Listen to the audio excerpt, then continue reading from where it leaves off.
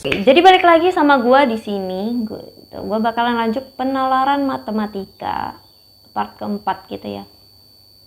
Sudah di akhir season 2 gitu ya, tidak terasa. Udah season 2, bentar lagi season 3. Gua udah nyusun sih season 3-nya. Kita tinggal eksekusi aja. Jadi langsung saja kita ke soal nomor 16, Hana Tulsit. Nah, di soal nomor 16 ini gampang banget. Gua udah bilang gampang banget, jadi kalian harusnya udah mendinginkan diri gitu ya bahwa soal ini gampang.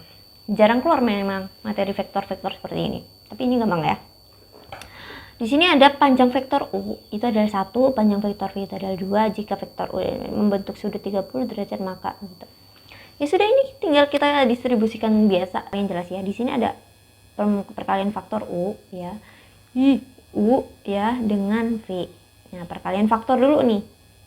Ditambah dengan perkalian faktor V ya kan dengan V. Nah, tapi ini ternyata yang diketahui adalah panjang vektornya, panjang vektornya gitu. Jadi ketika ada panjang vektor kita membutuhkan sudut. Ya, di sini sudut udah disebut nih 30 pakai cos. Langsung ke panjang karena kita udah pakai sudut. Nah, jadi aman saja. Tuh kan V gua mirip sama U. Gitu loh. Cos 30. Kenapa cos 30 gini?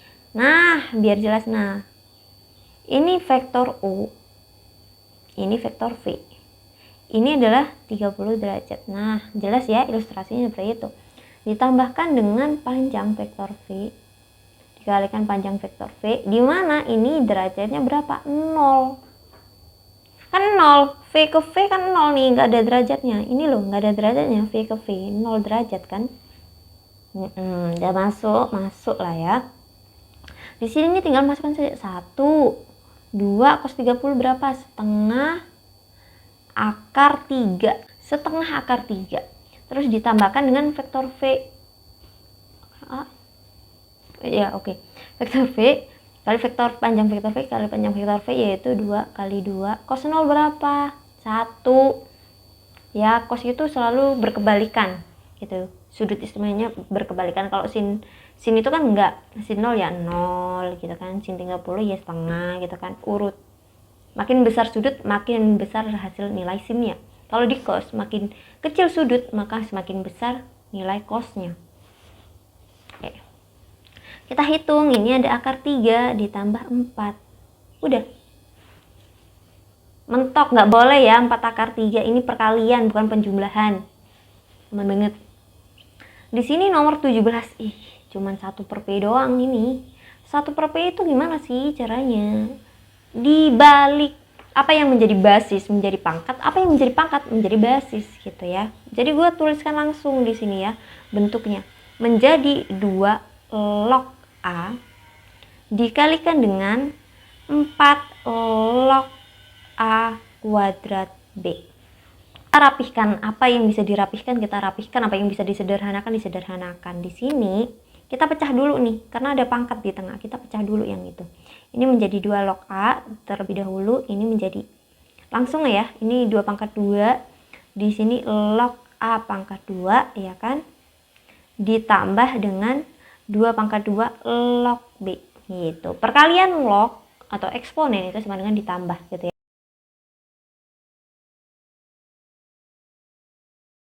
Selanjutnya adalah ini 2-nya nih.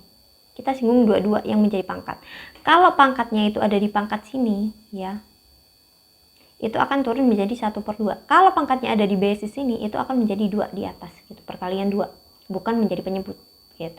Jadi ini bisa dikatakan hilang 1 gitu ya, 2 per 2. Yang ini turun, yang pasangan B-nya. Ini menjadi 2 log A saja, ini menjadi 1 per 2, 2 log B. Udah. Setelahnya nih, udah membentuk ada kuadrat-kuadrat. Udah mau berhenti nih kita menyederhanakan.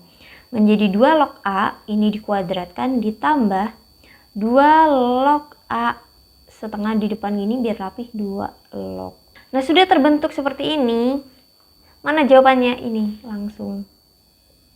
Ini pisah ya, ini pisah ya. Aduh, ini tulisannya yang bener kayak gini ya. Yang C kayak gitu. Kenapa nggak bisa langsung ditambahkan kayak yang ini? Ini bukan ditambahkan, ini nggak bisa. Ini sendiri, berdiri sendiri. Kalau ditambahkan seperti ini, gini. 2 log X plus 2 log Y itu baru bisa 2 log X, Y. Ini kan nggak ditambah, dikali. Nggak bisa ya, nggak bisa AB gitu, nggak bisa. Aman. Selanjutnya, nah di nomor 18 ini kita balik lagi dengan fungsi kuadrat atau kurva. Di sini dikatakan ada nilai minimum, min P yang bisa kita hitung juga, sebenarnya hasilnya juga min P sebenarnya. Udah dibantu hitung nih. Rumusnya adalah min B per 2A. Ini adalah titik puncak atau titik simetris. Di sini dikatakan titik simetrisnya juga X sama dengan A gitu. Nah, titik puncak atau titik simetris X gitu ya. Rumusnya adalah min B per 2A, di mana ini juga udah diketahui adalah min P gitu ya. Oke, kita tulislah di sini. Biar kalian jelas.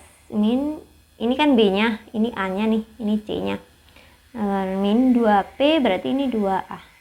A-nya 1. Ini A untuk rumus ya, bukan A yang ini. Aduh, sama lagi. Nah, maka A sama dengan min P. Begitu. Nah, ketika udah tahu nih sama dengan, berarti kita tinggal apa? Substitusi ke fungsi. Ya kan, substitusi ke fungsi, di mana A kuadrat plus 2, kita langsung masukkan saja A plus P. Ini hasilnya adalah min P. Karena ini adalah FA sama dengan min P. Karena titik simetris, hasilnya ternyata min P. Ya, top. Lanjut ya, di sini A kuadrat plus 2AP plus P. Nah, plus 2P gini ya, sama dengan 0. Nah, nilai minimum udah ketemu, simetris sudah ketemu, kita tinggal substitusi berdasarkan hal-hal tersebut gitu. Ya, substitusi ini nih, A-nya min P. Yaitu min P ini dikuadratkan ditambah 2, ini min P kali P tambah 2P sama dengan 0. Lanjut, ternyata ini adalah P kuadrat, min 2P kuadrat. Terus ditambah 2P sama dengan 0. Hasil akhirnya itu menjadi P kuadrat min 2P sama dengan 0. Atau P sama dengan 2. Kenapa kok bisa seperti itu? Gue jelasin terangkan di sini ya. P-nya kita keluarkan, setelah itu menjadi, nah seperti ini ya, 0. P-nya sama-sama dibagi P nih, sama-sama dibagi P. P-nya akan menjadi hilang. Bukan hilang, 0 sebenarnya, sama-sama dibagi P gitu. P min 2 sama dengan 0, maka P sama dengan 2. Gitu ya, aman banget. Sudah, P-nya sama dengan 2. P sama dengan 2 yang ditanyakan adalah A plus FA. Gitu kan. FA-nya adalah min P, A-nya adalah min P. Maka ya kita masukkan saja min 2 plus min 2 gitu kan. Kan sudah dimasukkan min 2, min 2. Ini hasilnya min 4 gitu. Ya kan, ini adalah A, ini FA gitu. FA-nya ini adalah min P, ini min P. Kenapa dikatakan FA-nya min P, ini min P? Ini sumbu simetri kurva adalah X sama dengan A. Ya kan, namanya sumbu simetri, ketika dimasukkan A itu hasilnya akan mencapai titik puncak gitu. Aman banget. Di nomor 19 ini cukup sulit tentang trigonometri. Kayak namanya juga penalaran gitu ya. Ini sulit. Dan di sini kita mainnya adalah rumus trigonometri terhadap segitiga, dan diketahui bahwa ini ada persamaan ini dan ada persamaan ini. Ditanyakan sin C. Nah, ini kenapa kok sin C tiba-tiba ada, padahal yang diketahui hanya segitiga gitu, bukan rumusan sin C terhadap cos dan AP ini ya kan. Nanti kita tahu ya, karena jumlah semua segitiga itu adalah 180. Nah, itu clue-nya.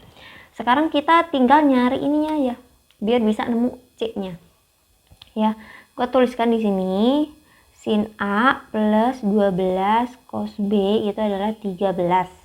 Selanjutnya ada 5 cos A plus 12 sin B. Nah, disinilah trik itu dipakai. Dikuadratkan benar. Kuadratkan gue tulisnya biar gini ya. Kalau di equation itu kan gini ya, kuadrat pangkat 2 gitu. Oke, kita kuadratkannya itu yang ini loh. Nah, ini dikuadratkan. Hasilnya akan seperti apa jika dikuadratkan ini? Pelan-pelan. Yang pasti ada yang ini ya, sin kuadrat A. Yang pasti ada 25 cos kuadrat A di sini ya kan.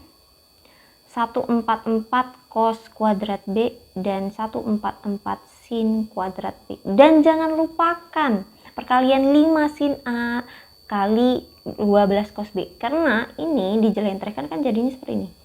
5 sin A plus 12 cos B dikalikan. Nah, perkalian distribusi seperti ini, dan jangan lupakan hal tersebut. Gue bilang kuadrat itu dikuadratkan gitu ya, aman banget. Jadi hasilnya berapa? Plus 120 sin A cos B, yang ini juga sama 120. Kenapa 120? 5 kali 12 60 kali 2 gitu. Kenapa 60 kali 2? Oke, X kuadrat plus Y kuadrat. Nah ini ya patokannya. Oke, selanjutnya di sini kita menemukan sifat. Kita tinggal jumlahkan. Jangan lupa 13 kuadrat 169 72 ya. Gitu, 72. Oke, selanjutnya kita menemukan sifat di sini. Sin kuadrat A tambah cos kuadrat A itu apa? 1. Itu loh, gitu. Kita nggak main eliminasi di sini, kita main sifat trigonometri 1. Sin kuadrat A tambah cos kuadrat A 1. Berarti ini gua tulis 25 aja, sah ya. Ini 144 aja, sah ya. Dan di sini juga sifat. Kalian tahu sifat 2 alfa sin A cos B itu jadinya apa? Benar banget, yaitu 120 atau alfanya saja gitu ya kan, dengan sin A plus B. Nah, udah mantep banget. 169 tambah 72 241. Setelahnya 241 itu langsung ya gue kurangin sin A plus B gitu. 25 tambah 144 itu berapa? 169. Bener banget ya kan, namanya 13 kuadrat itu ini segitiga istimewa. Gitu, jadi nggak perlu repot-repot, hasilnya tetap 72 ya kan. Sisanya ini kan perhasilan penjumlahan. Oke, sisanya 72 ya sudah. Nah ini nih kuncinya udah ketemu di sini. 72 per 120 ketika disederhanakan ini menjadi 3/5 bagi dengan 24 gitu. Aman banget. Kita udah nemu A plus B nih di sini. Dimana gue udah nyinggung nih tadi, sudut A plus B plus C itu adalah 180. Maka bisa kita katakan untuk sin C-nya itu adalah bentuk dari sin 180 kurangi A plus B. Dimana sifat sin 180 kurang A plus B itu tetap sin A plus B. Ingat kan sifat yang seperti ini? Ini sin positif semua, sin positif semua, tan positif semua, cos ini sin cos tan positif semua. Ingat ya? Ingat hal tersebut, ingat. Nah, berhubung 180 min itu adalah wilayah sin, maka hasilnya tetap sin. Hasilnya akan tetap sama sin A plus B. Yaitu berapa tadi kita ngitungnya? 3/5. Sebenarnya penjelasan ini nggak perlu gue tulis gitu, udah stop di sini, hasilnya 3/5. Tapi berhubung ini adalah penjelasan materi SNBT ya sudah dijelaskan gitu ya. Selanjutnya nomor 20. Nomor 20 ini masih hangat-hangatnya, ini video-video terakhir gue sebelum membahas SNBT gitu ya, tentang suku banyak. Di sini faktornya plus 3 berarti bilangannya berapa? Akar-akarnya min 3. Kita substitusi min 3 gitu. Kita substitusi min 3. Di sini ada min 3 pangkat 3 kurangi 3 min 3 pangkat 2 kurangi P min 3 plus 24. Ini hasilnya 0 ya. Karena faktor. Hasilnya pasti 0. 3 pangkat 3 ini min 27. Ini juga min 27. Ini plus 3P, ini plus 24. 3P sama dengan 30. P-nya udah ketemu 10. Udah ketemu nih persamaan X. 3 min 3 X kuadrat ini adalah min 10 plus 24. Kita pakai cara apa? 10X. Horner. Kita udah nemu persamaannya, kita pakai cara Horner. Cara Horner itu bagaimana gitu. Kita udah tahu nih faktornya min 3. Yaitu kita ambil koefisien masing-masing dari variabelnya ini. Min 3, min 10, nah plus 24. Min 10 plus 24 gitu. Nggak usah ditulis ya, plus ya, 24. Min 3. Ini turun dulu 1 kali min 3, min 3. Ditambahkan menjadi min 6, benar banget. Min 6, min 3 itu adalah plus 18. Oke, plus nggak usah ditulis 18 gitu. Ini hasilnya adalah 8. 8 kali min 3 adalah min 24, 0. Terbukti nih bahwa min 3 itu adalah faktor gitu ya. Selanjutnya kita udah nemu ini, yaitu bentuk dari x kuadrat min 6x plus 8. Ternyata ini bisa difaktorkan biasa. Yang jaraknya 6 gitu, hasilnya 8. Apa? Benar. X min 4, x min 2. Min 4 tambah min 2, min 6. 4 kali 2, 8 gitu. Terus apa ini? Faktor lainnya adalah x min 4 dan x min 2 ya. Aman banget.